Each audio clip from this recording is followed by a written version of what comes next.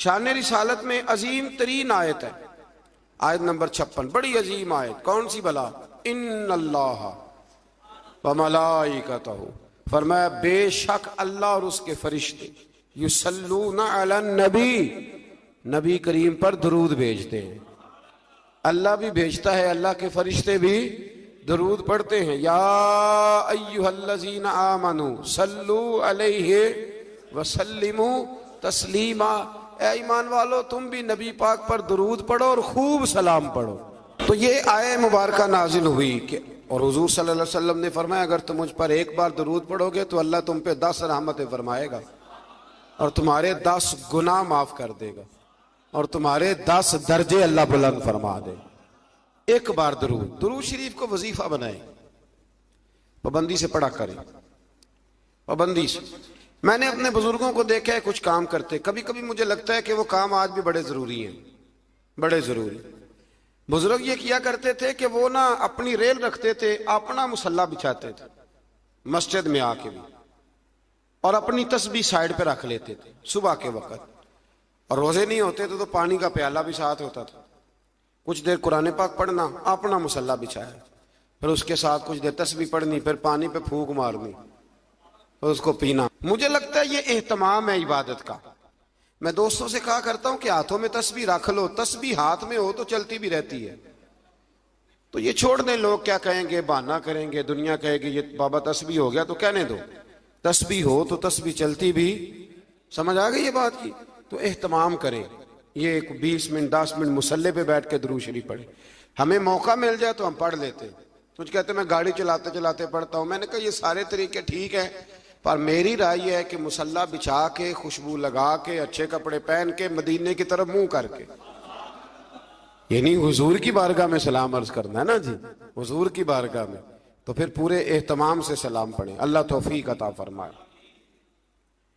آیت نمبر 60 سے 61 میں منافقین اور فاسقین اور جن کے دلوں میں عداوت مصطفیٰ صلی اللہ علیہ وسلم کا روگ ہے اور مدینے میں جھوٹی افواہیں پھیلانے والوں کو خبردار کیا گیا کہ اگر وہ اپنی حرکتوں سے باز نہ آئے تو انہیں مدینے میں رہنے نہیں دیا جائے گا، اور یہ بھی کہا گیا کہ یہ لوگ لعنتی ہیں اور جہاں بھی پائے جائیں انہیں چن چن کر قتل کر دیا جائے، اس لیے کہ یہ حضور کے بارے میں دل میں منافقت رکھتے ہیں۔ پھر آگے سورہ سبا شروع ہوتی ہے۔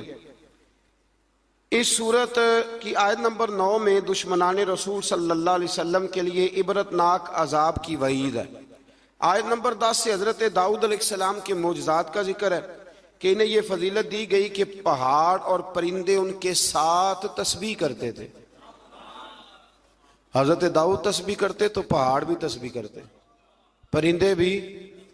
داتا علی اجویری نے ایک بات لکھی ہے، کہتے ہیں کہ حضرت حبیب بن اسلم رائی تھے، داتا صاحب نے 1000 سال پہلے لکھا ہے، وہ کسی سے ملتے نہیں تھے، دوپہر کے وقت بکریاں لے کے جنگل میں چلے جاتے، ملتے نہیں۔ ایک بندہ بڑی دور سے آیا، کہنے لگا میں نے ملنا ہے، انہوں نے کہا بابا اس ٹائم نہیں ملتا، کہنے لگے اللہ کا بندہ ہے نا، تھوڑا ناراض ہی ہو جائے گا نا، چلا جاتا۔ کہتے میں پہاڑ کے پیچھے گیا تو میں نے عجیب نظارہ دیکھا کہ بابا جی مصلی پہ بیٹھے ہیں اور ایک بھیڑیا ان کی بکریاں چرا رہا ہے، بھیڑیا وہ کھایا کرتا تھا آج چرا رہا ہے۔ کہتے ہیں بڑا حیران ہوا، بابا جی کہنے لگے اس وقت کیوں آئے ہو؟ تو میں نے کہا حضور اگر آئے گیا ہوں تو مہربانی کریں۔ میں نے فوراً کہا یہ بھیڑیا بکریاں چرا رہا ہے۔ فرمانے لگے جب سے میں نے رب سے صلح کر لیا نا، ساری مخلوق کی مجھ سے صلح ہو گئی، ساری مخلوق کی صلح ہو گئی۔ تو کہتے ہیں میرے دل میں خیال آیا کہ پتہ نہیں بابا کچھ کھلائے پلائے گا بھی کہ نہیں، تو کہتے ہیں لکڑی کا پیالہ پہاڑ کے نیچے رکھا تو وہ شہد سے بھر گیا، پھر میں نے وہ پیا، دوبارہ رکھا تو دودھ سے بھر گیا، پھر تیسری دفعہ رکھا تو وہ پانی سے بھر گیا۔ تو کہتے ہیں کہ میں بڑا حیران ہوا، تو کہنے لگے حیرانگی والی کون سی بات ہے، اگر بنی اسرائیل کے نبی دعا کریں اپنی نافرمان قوم کے لیے تو اللہ انہیں پہاڑوں سے پانی دے دیتا ہے، میں تو محمد عربی کا وفادار غلام ہوں، تو مجھے نہیں اللہ عطا کرے گا۔ یہ میں ساتھ ساتھ بزرگوں کی باتیں اس لیے کرتا ہوں جب بنی اسرائیل کا ذکر آتا ہے کہ میرے نبی پاک نے فرمایا علماء امتی کا انبیاء بنی اسرائیل، میری امت کے علماء اولیاء بنی اسرائیل کے نبیوں کی طرح ہوں گے۔ تو حضرت داؤد علیہ السلام کے ساتھ پرندے اور پہاڑ تسبیح کرتے تھے. لوہا ان کے لیے نرم کر دیا گیا تھا اور وہ زرہیں بناتے تھے اور باندھنے کے لیے ان میں کڑیاں بھی ڈالتے تھے. اسی طرح سلیمان علیہ السلام کے معجزات کا ذکر ہے کہ ہوا ان کے تخت کو تیز رفتاری کے ساتھ اڑا کر لے جاتی تھی اور اللہ تبارک و تعالیٰ کے حکم اور اذن سے جنات بھی ان کا حکم مانتے تھے. جنات بھی ان کا حکم. اور اس میں ایک واقعے کی طرف بھی اشارہ ہے. وہ ہوا یوں کہ حضرت سلیمان علیہ السلام نے نا بیت المقدس بنانی شروع کی تو ڈیوٹی جنوں کی لگا دی. فرمایا چلو بناؤ. یہ قرآن مجید میں ذکر ہے. حضرت سلیمان علیہ السلام نے جنوں کی ڈیوٹی لگائی تو پتا تھا آپ کو کہ میرا وقت بھی قریب ہے. بعض محدثین نے لکھا ہے کہ یہ 12-15 سال کی عمر میں یا 20 سال کی عمر میں بادشاہ بن گئے تھے. بڑی تھوڑی عمر میں. تو ان کو پتا تھا میرا وقت قریب ہے. تو بیت المقدس جو ہے اس کی تعمیر کا آغاز تو کیا تھا حضرت داؤد علیہ السلام نے, ان کے والد نے. وہ وصال کر گئے تھے, ان کو وصیت کر گئے. حضرت سلیمان ہم اس کو انہی بنیادوں پہ بنا رہے تھے تو ڈیوٹی لگائی جنوں کی کہ بناؤ. پتا تھا میرا وقت قریب ہے تو عرض کرنے لگے مالک اگر میں دنیا سے چلا بھی جاؤں تو ان سے پوشیدہ رکھنا. چلا بھی جاؤں تو ان سے پوشیدہ رکھنا, جنوں سے. میں پردہ کر گیا ہوں تو اپنی لاٹھی پر ٹیک لگا کے کھڑے ہو گئے. جن کام کرتے رہے, وہ کرتے ہی رہے کرتے ہی رہے کرتے ہی رہے. ان کو پتا تھا کہ حضرت سلیمان کھڑے ہیں, ذرا بھی حرکت کی نا تو ناراض ہو جائیں گے. کچھ نے لکھا ہے کہ کئی مہینے بیت گئے, حضرت سلیمان کھڑے ہیں. جب کام مکمل ہو گیا نا تو پھر اللہ نے حکم دیا زمین کو کہ سلیمان کو نہیں, ان کی لاٹھی کو تو کھا جا. تو پھر لاٹھی کو زمین نے کھانا شروع کیا. وہ لگ جاتی ہے نا کچھ چیزیں لکڑی کو جو کھاتی ہیں, نے کھانا شروع کیا تو ڈنڈا ٹوٹا تو آپ زمین پہ تشریف لائے. پھر جنوں کو پتا چلا کہ حضرت سلیمان تو وصال کر گئے. کتنی دیر ایسا رہا. اللہ تبارک و تعالی کتنے مہینے نبی, یہ قرآن مجید پڑھ رہا ہوں, آپ 22ویں پارے کی تلاوت کریں تو اگر حضرت سلیمان کتنے مہینے انتقال کے بعد بھی کھڑے رہے تو ان کو کچھ نہیں ہوتا, تو بتائیے نا پھر حضور کا وہ فرمان کتنا حق اور سچ ہے کہ اللہ نے حرام کر دیا ہے زمین نبیوں کا وجود کھاتی نہیں. ان اللہ حرم علی الارض ان تاکل اجساد الانبیاء فنبی اللہ حی. فرمایا اللہ نے حرام کر دیا ہے زمین پر وہ نبیوں کے جسموں کو کھاتی. اللہ کے ہر نبی زندہ ہیں اور وہ رزق دیے جاتے ہیں. اللہ سمجھنے کی توفیق دے. پھر آیت نمبر 22 سے مشرکین کے باطل معبودوں کی بے بسی کا بھی ذکر ہے, اور یہ کہ اللہ تعالیٰ کے حضور اس کے اذن کے بغیر کسی کو شفاعت کی مجال نہیں. عرض کریں گے وہ اللہ تبارک و تعالیٰ کی اجازت سے کریں گے. آیت نمبر 28 میں رسول کریم علیہ السلام کی رسالت عامہ کا ذکر ہے. عام رسالت ہے نبی پاک کہ آپ کی دعوت پورے عالم انسانیت کے لیے, اور یہ سارا عالم انسانیت آپ کی امت دعوت ہے. اور جن خوش نصیبوں نے ایمان قبول کر لیا وہ امت اجابت ہے. ایک ہے نبی پاک کی امت دعوت, تو وہ جس کا اللہ رب ہے نا ان سب کی طرف حضور رسول بن کے آئے, یعنی سب کو حضور نے دین کی دعوت دینی ہے.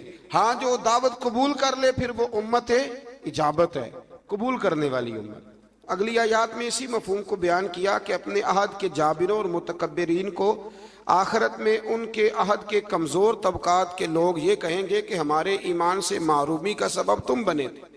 مزید بتایا کہ پچھلی امتوں کے خوشحال لوگ مال و دولت کی فراوانی کو اپنی مقبولیت کی دلیل سمجھتے تھے.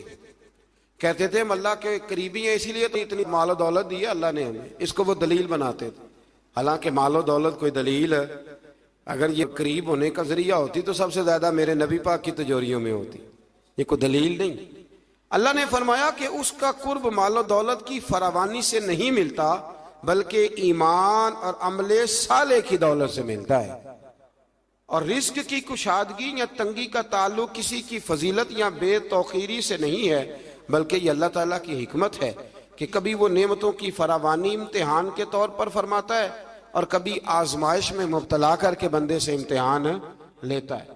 آیت نمبر 40 میں اللہ تعالیٰ کے فرشتوں سے سوال کہ کیا یہ لوگ تمہاری عبادت کرتے ہیں؟ فرشتوں کا اللہ تعالیٰ کی تسبیح بیان کرتے ہوئے اس کی بندگی کا اظہار کیا، اس بات کا اللہ نے اس آیات میں ذکر کیا۔ آیت نمبر 45 میں فرمایا کہ ان کفار سے پہلے جن لوگوں نے رسول کو جھٹلایا، ہمارے رسولوں کو، ان سے قوت اور دبدبہ میں وہ لوگ زیادہ مضبوط تھے۔ آج جو جھٹلا رہے ہیں نا قریش والے، تو جو پہلے جھٹلاتے تھے وہ قوت اور دبدبے میں زیادہ مضبوط تھے، لیکن وہ بھی اللہ تعالیٰ کے عذاب سے بچ نہ سکے۔ تو جب وہ نہیں بچ سکی قومیں عاد اور قومیں سمود، اتنی تگڑی قومیں، تو یہ تو بات ہی کوئی نہیں، تو بات ہی کوئی نہیں۔ اللہ اکبر۔ آخری آیات میں فرمایا کہ روز حشر کفار کی خواہش ہوگی کہ عذاب سے نجات مل جائے، مگر ان کی یہ خواہش پوری نہیں ہوگی۔ پھر سورہ فاتر شروع ہو جاتی ہے اس سے آگے، تو اس کی آیت نمبر 5 میں تمام انسانوں سے خطاب کرتے ہوئے فرمایا کہ قیامت کا وعدہ حق ہے، اور دنیاوی زندگی کی لذتوں میں کھو کر کہیں دھوکے میں نہ پڑ جانا، اور شیطان تمہارا دشمن ہے، اس لیے تم بھی اسے اپنا دشمن ہی سمجھو، اس سے جرانے لگانے کی ضرورت، اس سے دوستیاں نہ کرتے پھرو، اس کے لیے تیاری نہ کرو۔ یہ رمضان کے آخری دن شروع ہو جاتے ہیں تو ہمارے بچے موٹر سائیکلیں تیار کرنی شروع کر دیتے، یعنی عین رمضان میں۔ مجھے کچھ لوگ کہتے ہیں کہ یہ عید والے دن بڑی طوفان بدتمیزی ہوتی ہے، تو میں کہتا ہوں کہ اللہ تعالیٰ ہمیں معاف کرے، ہوتی عید والے دن ہے پر اس کی تیاری رمضان میں ہوتی ہے، تو کتنا بڑا جرم ہے۔ یعنی ادھر چاند رات کا اعلان ہوگا تو ادھر تماشا لگ جائے، ہمیں احتیاط کرنی چاہیے۔ حضور علیہ السلام نے فرمایا تو یہ جو چاند رات ہوتی ہے نا، یہ تو مزدور کو مزدوری ملنے کا وقت ہوتا ہے، تو لوگ ہیں کہ وہ کھیل کود میں لگ جاتے ہیں۔ اللہ سمجھنے کی توفیق دے۔ آیت نمبر 9 سے 13 تک ایک بار پھر اللہ تعالیٰ کی قدرت کے تحت بارش کے نظام کا ذکر ہے۔ انسان کو اس کے جوہر تخلیق کی طرف متوجہ کیا گیا تاکہ سرکشی کا شکار نہ ہو، اور وہ یہ کہ مادہ کے پیٹ میں حمل کو بھی اللہ جانتا ہے، اور یہ کہ کس کی عمر میں درازی ہے یا کس کی عمر میں کمی ہے، وہ سب اللہ نے کتاب تقدیر میں لکھ دیا ہے۔ آیت نمبر 12 سے فرمایا کہ میٹھے اور کھارے پانی کے سمندر برابر نہیں ہوتے، میٹھے اور کھارے پانی کے سمندر برابر نہیں ہوتے، لیکن فرمایا سب سمندروں سے تمہیں مچھلی کا تازہ گوشت ملتا ہے، پانی جیسا بھی ہو، اور تم ان سے پہننے کے زیور بھی نکالتے ہو، اور کشتیاں پانی کو چیرتی ہوئی چلی جاتی ہیں۔ نظام لیل و نہار اور شمس و قمر اسی کے حکم کے تابع ہیں، اسی کے حکم کے۔ یہ چاند سورج اگر کسی انسان کے قبضے میں ہوتے تو کب سے اختلاف ہو گیا ہوتا، کوئی کہتا ادھر سے نکل، کوئی کہتا کم از کم جو حکومت بدلتی وہ تو ضرور بدلتی ایک دفعہ، پچھلے لایا ہے لہذا معاذ اللہ ہم نہیں چلنے دیں گے۔ اللہ نے فرمایا یہ اللہ کے تابع ہے، رات دن کا آنا بھی اللہ کے، اور نظام شمس و قمر بھی اللہ کا۔ آیت نمبر 18 میں بتایا کہ کوئی بوجھ اٹھانے والا دوسرے کا بوجھ نہیں اٹھائے گا، یعنی ہر ایک کو اپنے اپنے عمل کا جواب دینا ہوگا، اور جو تزکیہ اور تقوی اختیار کرے گا تو اس کا فائدہ اسی کو پہنچے گا۔ پھر فرمایا اندھا اور دیکھنے والا، ظلمت اور نور، سایہ اور دھوپ، زندہ اور مردہ لوگ برابر ہو سکتے نہیں۔ یہاں کفار اور منکرین کو اندھے، ظلمت، دھوپ اور مردے سے تشبیہ دی گئی، اور گویا اللہ کریم نے اہل ایمان کو آنکھوں والا کہا، نور والا کہا، سائے والا کہا، اور فرمایا یہ ہیں وہ جو زندہ ہیں۔ کافر زندہ رہ کے بھی زندہ، اقبال نے کہا تھا زندگی زندہ دلی کا نام ہے، اور مردہ دل کیا خاک جیا کرتے، تو دل زندہ ہو تو پھر ہر شے۔ ایک دانشور کا ایک قول ہے، وہ کہا کرتے تھے رشتے احساس کے ہوتے ہیں، رشتے، اور احساس نہ ہو تو پھر رشتے بھی۔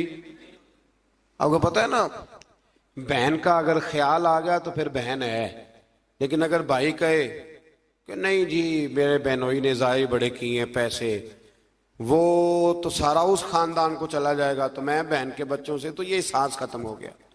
تو فرمایا کہ یہ زندہ رہتا ہے، جو مومن ہوتا ہے، مومن زندہ ہوتا ہے، کافر مردہ ہوتا ہے، اس لیے کہ اس کا دل مردہ ہوتا ہے۔ اللہ تعالیٰ نے ان آیات میں یہ بھی بتایا کہ حجت الہیہ قائم کرنے کے لیے ہر قوم کی طرف نذیر یعنی روشن دلائل، اور الہامی کتابیں دے کے نبی اور رسول بھیجے گئے، لیکن ہر دور میں پیغام حق کو جھٹلانے والے موجود رہے۔ آیت نمبر 27 میں فرمایا کہ ایک پانی سے مختلف رنگوں کے پھلوں، ایک ہی پہاڑی سلسلے سے مختلف رنگوں کے پہاڑ، ایک نوع انسانی سے مختلف رنگوں کے لوگ، اور چار پایوں اور جانوروں کو مختلف رنگوں میں پیدا کرنا، یہ اللہ تعالیٰ کی وحدانیت کی دلیل ہے۔ ایک باپ کے 4 بیٹے ہوتے ہیں، چاروں کی شکلیں علیحدہ ہوتی ہیں۔ یہ نہ مسئلے پہ غور نہیں نہ کرتے، ورنہ فوراً بندہ کیا اٹھتا ہے کہ سبحان اللہ و بحمدہ، سبحان اللہ۔ آپ غور کریں، ہر بندے یہ چیزیں لوگ بناتے ہیں نا جی، اس میں اتنی ڈال دو، اس میں اتنی ڈال دو، اتنی، تو ایک طرح کی چیزیں بنتی جاتی ہیں، ایک کی طرح۔ کوئی بھی چیز جو انسان بناتا ہے، چمچ ہے، برتن ہے، تو ایک کی طرح کا بناتا ہے۔ اللہ کریم کی تخلیق کا کمال یہ ہے کہ ناک ہر بندے کی ایک ہے، آنکھیں 2 ہیں، کان 2، ہونٹ سب کے ہیں نا، اور چہرے مختلف ہیں۔ یہ سمجھتے ہیں آپ بات؟ یعنی وہی چیزیں اللہ تعالیٰ نے دیں جو سب کو دیں، پر اس کے باوجود چہرے مختلف ہیں۔ تو ماننا پڑے گا کہ جو بنانے والا ہے وہ بڑی شان والا ہے، جو بنانے والا ہے وہ بڑی شانوں والا ہے۔ جو وہ بنا سکتا ہے دوسرا کوئی نہیں بنا سکتا۔ آیت نمبر 28 میں بتایا کہ جو علماء ربانیین ہیں نا، ان کے دلوں میں اللہ کی خشیت ہوتی ہے۔ انما یخشی اللہ من عبادہ العلماء، یہ مسئلہ تھوڑا ضرور سن لیں۔ فرمایا اللہ کے بندوں میں سے اللہ سے وہ ڈرتے ہیں جن کے پاس علم ہے۔ ایک لفظ کبھی کبھی ہم کہتے ہیں، لڑائی ہو جائے نا تو کہتے ہیں تو مینوں جاندا نہیں۔ اس کا کیا مطلب ہوتا ہے؟ تو مینوں کہتے ہیں نا کچھ لوگ، تو مینوں، اس کا کیا مطلب ہے؟ اس کا مطلب ہے کہ تو میرے سے لڑائی کر رہا ہے، تو میری طاقت نہیں جانتا، میرے تعلقات نہیں جانتا، یہ ترجمہ اس کا۔ تو میری دولت کو نہیں جانتا، میں کتنے لوگ میرے ہیں چاہنے والے، پیار کرنے والے، یا میرے خاندان والے، تو جان، یہ مطلب ہوتا ہے کہ تو مجھے جانتا۔ جو جانتا ہوتا ہے وہ ڈرتا ہے، جو نہیں جانتا وہ ایسے ہوتا ہے۔ جو بندہ رب کو جانتا نہیں نا وہ نہیں ڈرتا، اور جو جان لیتا ہے نا وہ ڈرتا ہے۔ پتہ چل جاتا ہے کتنی قدرتوں والا ہے۔ میرے رسول کریم علیہ السلام نے فرمایا، میں تم سب سے بڑھ کر رب کو جانتا ہوں، اور میں تم سب سے زیادہ اللہ سے ڈرتا ہوں۔ اس لیے زیادہ باتیں کرنے والا عالم نہیں ہوتا، اللہ سے زیادہ ڈرنے والا عالم ہوتا ہے۔ جو بندہ کہتا ہے میں کسی کو بولنے نہیں دیتا، میں بڑی کہانیاں سناتا ہوں، تو یہ علم کی علامت نہیں۔ انما یخشی اللہ من عبادہ العلماء، اللہ کے بندوں میں سے جو عالم ہیں وہ اللہ سے ڈرتے ہیں۔ اگر تو زیادہ ڈرتا ہے تو بڑا عالم ہے، اگر تو نہیں ڈرتا پھر تو ان پڑھ ہے۔ یہ تو اپنے آپ سے پوچھ لے۔